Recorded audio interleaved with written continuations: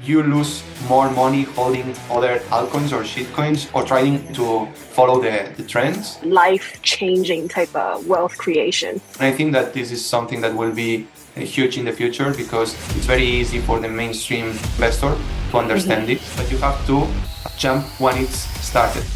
Hello, it's Bonnie. In this episode, we'll be talking to one of the most interesting people I've ever met in crypto. He's from Spain. He gave out a lot of Bitcoins on the street to random people when it was dirt cheap. So that's how long he's been in crypto. He's worked at Binance, FTX, and now at CoinCall, a platform that focuses on crypto options trading. You might be wondering why. Maybe because Bloomberg says options trading is the hottest thing right now on Wall Street. Since he has seen all the bear and bull markets, I'm going to ask him to predict the next bull run. Let's welcome Xavier.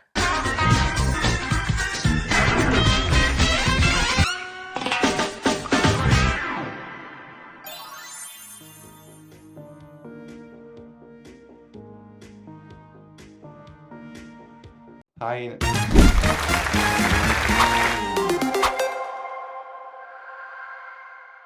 Let's talk about how long you've been in crypto and what's the journey like. Well, I was lucky to start early, actually, because I was still at the university. It was in 2012 when I first knew about Bitcoin. And I was reading articles about finance because I graduated in economics. So I came across an article that was talking about a euro for Africa. So the same that we have in Europe, but for Africa. And they were talking about a digital currency that was going to be used among the population there using their mobile phones because almost no one had a bank account. And I was very interested about this, and this coin was called Bitcoin. After I graduated, a few years later, I started working or writing for Cointelegraph, first in Spanish and then in English. I had a blog about economics. So a few years later, I also joined Binance in 2019. I was one of the early employees, one of the first 300. Now I believe they have more than 8,000 people. It's huge. It's a different company, I would say. But back then was more like a startup. And I was at Binance until 2022 when I decided to join FTX. I left Binance because I spent there 3 years. I thought it was the right time to move on. During my last weeks, I got an offer from a former colleague from Binance that was working at FTX. And they told me that they were opening the market in Europe, that they were looking for people. So I decided to jump. Back then, it was a good decision, I must say. I don't regret it. Nobody could know what was going to happen, but I enjoyed the short trip at FTX. After that, like everyone, I also lost money. My family lost money. So I decided to go on my own. Like more or less 1 month later, after the FTX crash, I got a message from a colleague. And he told me that there was a company called CoinCall that was very interesting, that I should talk to the CEO and have a call. So I had a call with the CEO. He convinced me because there's something that FTX missed. It was the custody of users' funds. CoinCall doesn't have the custody of users' funds. And that was very important for me after what happened. At least here, we cannot repeat what happened at FTX. We don't need to do any proof of reserve because we don't have the custody. And what CoinCall uses is a company, external company called Kobo that is specialized in the custody of users' funds. It has insurance, so it's much better, and I felt more confident. What's the difference between these three exchanges? Because I feel like they're so different. Binance, as I was there for 3 years, the first early stage when I joined, it was a pure startup. Binance didn't have anything, like only spot, no margin, no futures, nothing. They started growing really fast in 2020 during the COVID. You could realize that it was starting to be a different company, more corporate. That's why I thought it was time to move to a different place or to have a break. And what I found at FTX was the early Binance. Even though FTX was huge, was the second biggest exchange, and was growing really fast, they were only 400 employees. Binance was more or less 8,000. So only 400 people were doing more or less the job of 8,000 people at Binance. So it was very surprising to me. And CoinCall, it's even more a startup because CoinCall is just starting. So I had the opportunity to leave what I couldn't leave at FTX or Binance, which was the beginning of the project, the pure beginning before the launch, the plan of the strategy, everything. CoinCall was a very small company when I joined. They were only, I think, 20 people. I was probably the second hire or third hire in the marketing team. Wow. I see a pattern here. So you love the startup environment. Yes. I love the beginnings. I love because it's the moment where you can be more creative, you can do more things, you have more growth possibilities for your personal career. And the most important one is that you learn a lot. You learn a lot because you have to do everything. Talking about doing everything, you're also a very OG YouTuber, crypto YouTuber. I was just looking at your channel and you posted your first crypto content like 6 years ago or 7? It's 7 in 2016. Yeah. How has that been? When I started learning about crypto, all the content was mainly in English. I previously had a blog about finance where I wrote about Bitcoin, and I decided to move from the writing part to the video content part. So that's why I created the video channel. Are you planning on continuing this journey? I'm planning to do so. Now I have time. I had to stop the channel when I joined Binance because of conflict of interest. So yeah, I want to do more about entertainment. In 2016, I decided to hide Bitcoins in Barcelona, in the streets of Barcelona. How do you do that? Yeah, I knew you were going to ask this. So I created paper wallets. It was a way to store crypto, mainly Bitcoin, most of the time one-use wallet.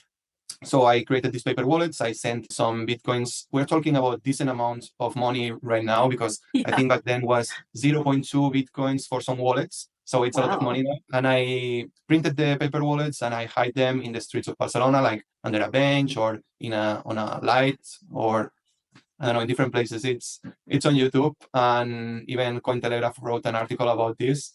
And I thought it was a very fun experience to know about Bitcoin, to have your first Bitcoins. So you gave out a lot of Bitcoins. That's what I hear. I lost a lot on my way, on my journey. But hey, you had fun. So you're more like a preacher. You teach people and you educate. What is your main goal being in crypto? Because I assume you're in crypto long enough to just retire and sit on the beach all day.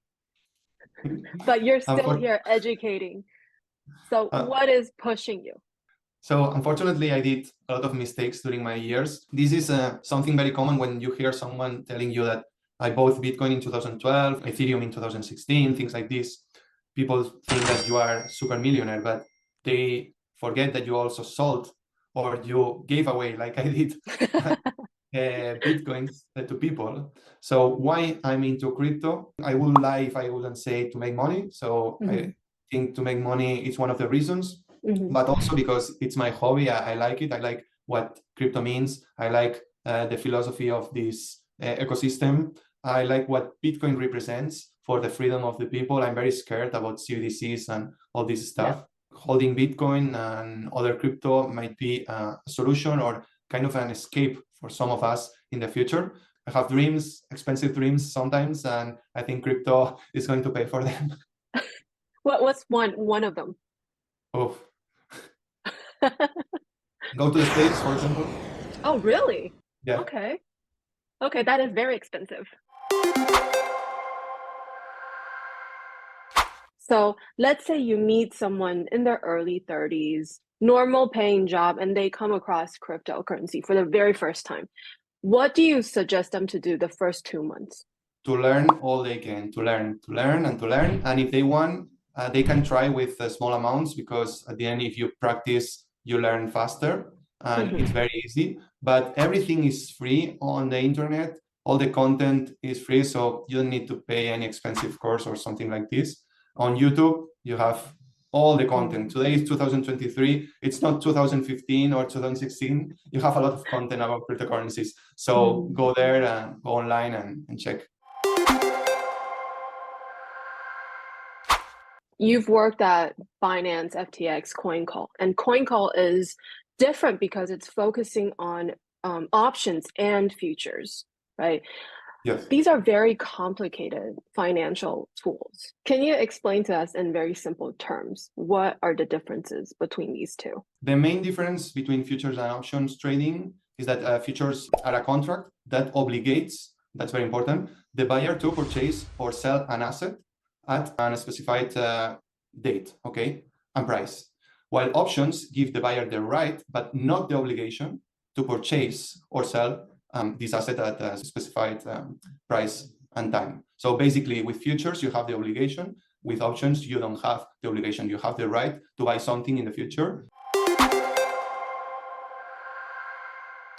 If we talk about personality, how would you describe the different personality between like an option trader and a futures trader? I would say futures is a short-term trader, maybe. For options, I would say that it's more long-term. Options are less risky than futures, so probably someone who's less risk-averse will prefer options. So almost all crypto exchanges offer perpetual contracts, right? So a lot of people in crypto, they're more used to this tool. But why aren't more exchanges offering options trading? I think it was a trend. So before Binance made futures mainstream, because I think it was Binance in 2020, futures were already available on BitMEX, for example. Mm-hmm. Yeah, it's just a matter of the timing. If back then Binance decided to start with options rather than futures, we'd be talking right now that futures is the next thing and everything. So you don't think options are harder? I think that maybe you have more things to learn in options. If you already know futures, options shouldn't be very difficult. If you're starting from zero, it's new content from you. So it's the same if you learn options than if you learn futures. I come across this Bloomberg report that says options are the next big thing, or is already the next big thing on Wall Street. Why is that? What's your take on this? In cryptos, options trading is very small, still very small. In the future, this trend will change and options will be a huge percentage of the crypto trading volume. So that's why I wanted to jump in early. When people start realizing that options are less risky and are not that difficult, they will prefer options than futures. Is that your personal preference as well? Right now, yes. I mean, Okay. Before CoinCall, I was only trading futures, but since I joined CoinCall, I started learning about options because I have to say that I didn't know about options before. I mean, I knew what options were, but I didn't trade options. This vision that CoinCall has convinced me, and also the data on traditional finance, it's a clear proof. Options is a huge part of the market. Because I have a few friends that are option traders, and honestly, they work an hour a day. And I'm like, how do you even do that? I'm so jealous. Right. That's another thing. You don't need to pay attention all the time to be liquidated for market moves or things like this, because you have an expiration date in your options contract. And until that date, you can decide if you do the purchase or not of this option. Let's talk about futures first. What are the data and stats you will look out for before you start a trade? Well, I would say first what cryptocurrency I want to trade. I will check also any related news. You always have to pay attention on the news. Analyze the chart, check the trends, check also the liquidations, how are they positioned, and many things. It depends on each crypto. So what's your approach on setting stop losses? Why is it so hard for people to admit that they're wrong? Well, I think you answered the question. So how greedy are you? If you know when it's enough, everyone should fix a target for the profits that they want to take. It's a matter of managing your risk very well. How do you decide when to take profit personally? I don't do more than 10%. I think 5 to 10%. In my opinion, my personal opinion, it's quite safe sometimes. I think that is right. Like, manage your risk, and everyone has different risk tolerance, and people should just understand that. Now we can talk about options. So if a newbie comes to you and be like, I want to learn options, where should I start? What would you suggest? Of course, I will suggest to join CoinCall because something that we have and other platforms that offer options don't have is personalized masterclasses and tutors. You can join our Telegram chat, have a conversation with us. You can chat with the tutor. You can ask him whatever you want. And we do weekly masterclasses, again, open to everyone. And you can join and you can learn and you can ask whatever you want. And then you can decide to join CoinCall and test what you have learned or to practice. So I would recommend everyone that want to learn about options to join us. We also offer altcoin options, and this is not something that other platforms do. Usually all the other platforms, they have only Bitcoin and Ethereum. We do have also altcoins. What type of altcoins? So for example, for options, for altcoins right now, you have Solana, you have Dogecoin, you have XRP, Litecoin, Matic, Link, Tron, Bitcoin Cash, Filecoin, and Cash. So I think that's a lot. Yeah, to be options, it's a lot of cryptos. So if you want to trade something else than Bitcoin and Ethereum on options, CoinCall is your exchange. When you say a tutor, are we talking about a real person? Yes. Or not AI? No. No, you can see them live. They show their face. Should we look at options as a speculation tool or a hedge? Before knowing about options, I thought it was more about the speculation. But now that I learned about options, I think it's more commonly used as hedge by traders. Of course, everything is a speculation when we talk about crypto, but I mean, compared to futures, it's much less. So can you tell us the advantages of options? The first one is the limited risk and unlimited profits. You have also portfolio coverage. Options also allow you to benefit from a stable market price. What's the disadvantages? So probably options require a little bit more of knowledge because you have more things to review before opening positions, let's say. Right. Again, if you know already about futures, options, it's very easy. When you open a futures position, you don't pay a premium. You pay maybe the fees, but that's it. When you trade options, you pay a premium for the right to buy or sell this asset in the future. Tell us about CoinCall. CoinCall is a new exchange that was launched this year, 2023. It was launched at the end of June. It's a very young company with good professionals because we have former employees from Binance, from FTX, from BitGet, from Deribit, from OKX, also people from JP Morgan, from Citadel. So it's not only a crypto, but also corporates. And we have also former KuCoin employees, a bit of everything. I think the most professional people from other platforms came together to build what is CoinCall today. The vision of CoinCall is, again, that options trading will be huge in the future. So we want to be in the best position, in the right position when this happens for the next bull run. We also offer futures, and recently we added spot trading. Our main focus is options trading, and this is why we decided to offer options for altcoins. That's something that other platforms don't do. The custody of users' funds, that we don't have the custody of users' funds. And there's a third company which has insurance over the funds that custodies the users' funds. Do you see other exchanges doing the same thing, or is this a very special thing you guys are doing? I think that in the future, when they realize that this will be the new trend, they will jump into it. Yes, big exchanges are already offering, a few of them, options for Bitcoin and Ethereum, but I don't think they are paying a lot of attention or the attention that it really requires. Who are you targeting?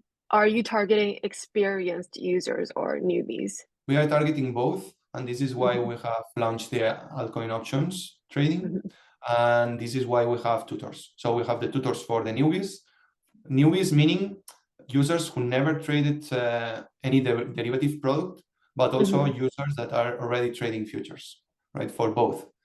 For this part, we have the tutors, we have a very dedicated academy team, and for the professional traders or the ones that are already trading options, we try to provide as many tools as possible for them, also discount in trading fees. Can you summarize 2023 in one word, the crypto market? I don't want to say regulation because I think that next year will be regulation. So this year would be something like preparation for the regulation. Oh, I like that. Like doing your homework for the next year. I feel like everyone who's still in crypto after this long bear market is preparing for something big. So I like that word. But I think that next year in the main markets, we are going to start to see like the requirements of licenses for every exchange to be compliant, to basically be regulated. Maybe not the beginning of the year, but at the end of the year. So I would say that 2023 was the preparation for 2024 because it also includes the preparation for a potential bull run, halving of the Bitcoin. Everything is going to happen next year. I'm very hyped, to be honest. So you think the bull run hasn't started yet? I don't think so. I don't think so. No, I don't think so. Based on my previous experience in other cycles, I think that everything happens after, like the big jump happens after the Bitcoin halving. Is there any indicators that indicates the train is starting? What are some indicators that we might be able to see? Capitalization of Bitcoin. I think that's something that a lot of people uses to see if the altcoin season is starting or not, or when it's going to happen, like the percentage of the market capitalization of Bitcoin versus the other altcoins. Can you elaborate more on that technique? Yes, when the percentage of the market capitalization of Bitcoin is really high and the altcoins is low, it's probably a good moment to jump into altcoins because not undervaluated, but it's a good moment to buy altcoins, let's say, okay? When the percentage of the market capitalization of altcoins is increasing a lot and Bitcoin is going down, then it's probably the right moment to sell, or you are reaching the end of the altcoin season. So it's not a very specific, but you could see maybe a market trend. So it's not too late to enter the market now. It's never too late. I like to educate everyone. Maybe sometimes I'm even annoying because I only speak about cryptocurrencies with the people that I meet. When I talk to people, that's a very common question. Like, but now they tell me now it's too late. It's very expensive. They have been saying this to me for the last 6-7 years. I think it's never late. What is your personal investing style?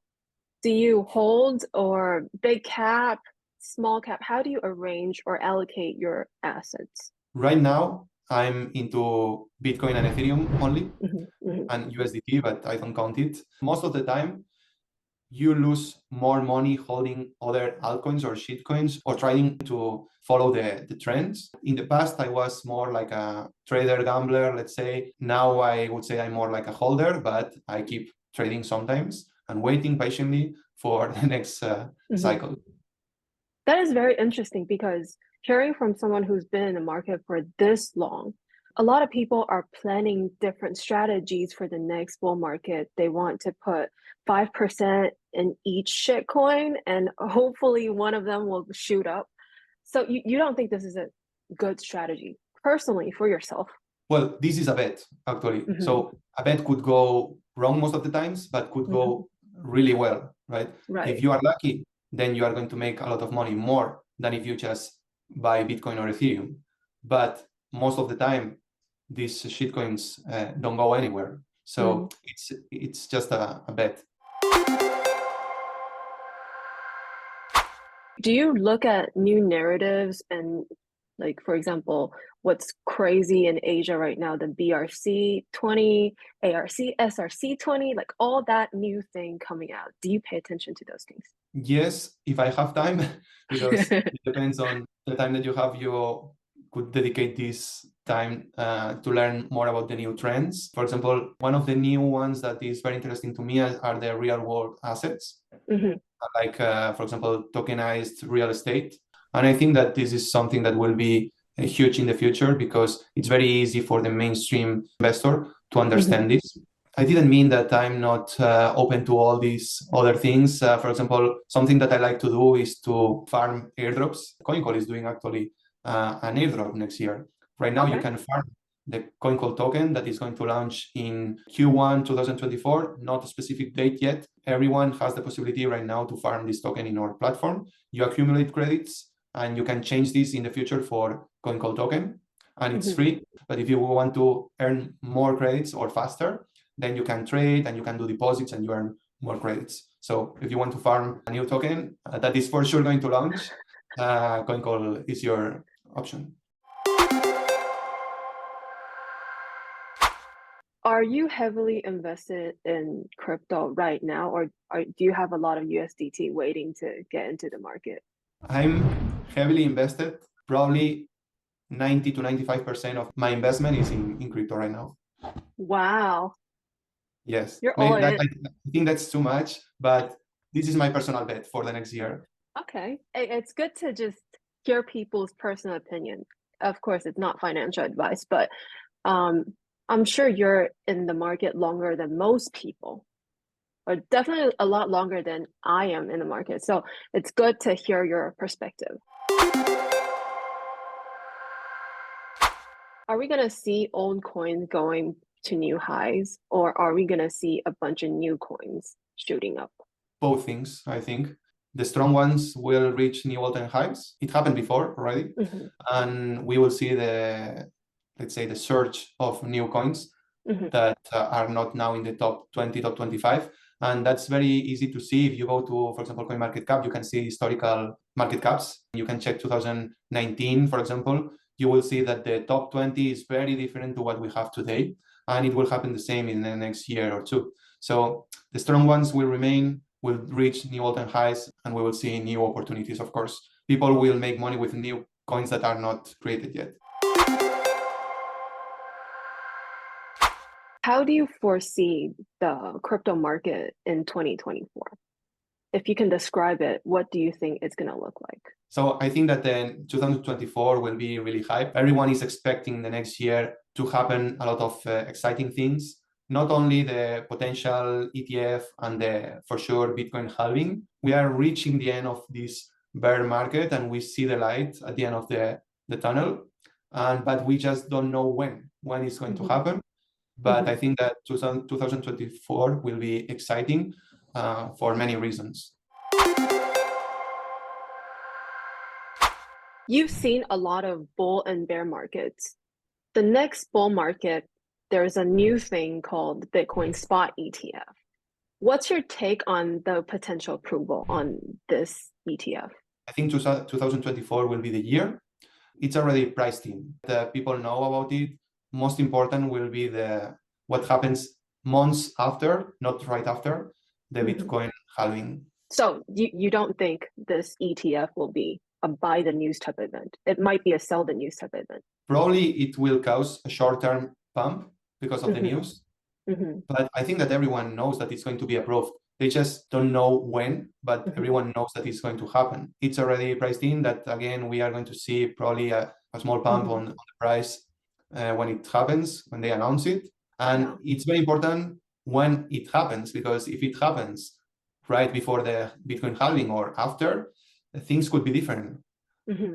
So it also depends on when it's going to happen, but that is going to happen, I'm 100% sure. What I'm hearing right now, you don't think it's going to be like a life-changing type of wealth creation. It could make people money, but it's not like the last bull market, which was like 20x or like 1000x. I don't think so. If it happens, I'm welcome. It's like yeah, perfect. Of course. Fantastic. I'm not saying that I don't want it. I really want it, but in my opinion, I don't think that it will cause a big pump. Is it risky when the whole market is anticipating the same event and everyone thinks it's going to happen? It makes me a little concerned and worried. I'm like, hey, everyone thinks it's going to happen. Does that mean it? I don't know. The big players, they already know what to do. You know that everyone knows that something big is going to happen, but no one is going to be the first. You will see like a market pump, and then you will know at that moment that it's starting. But you or me, we are not going to know when it's going to happen. I'm talking about the general market trend, okay, general vision. You don't have to anticipate this, but you have to jump when it's started. You can get into a train when it's stopped, right, and wait for this to happen. But you are going to be waiting there. You don't know how long, right? Right. But if you jump while the train is already starting to run, you are for sure going somewhere. Is there anything else you would like to share with the audience? Any last thoughts? Take your time always to learn about crypto when you decide to invest, when you decide to try new products, futures, options, whatever products you want to use. Be patient because if you FOMO, that's not good. And everything is free on the internet. So go there, learn, dedicate the hours that you need, take your time, and when you are ready, jump into crypto. It's great talking to you. I always learn so much when I talk to people who's been in the market for a long time. It's very refreshing talking to you, and thank you for being here. Thank you very much for inviting me. It was fun. Yeah, let's hope we can repeat this in the future.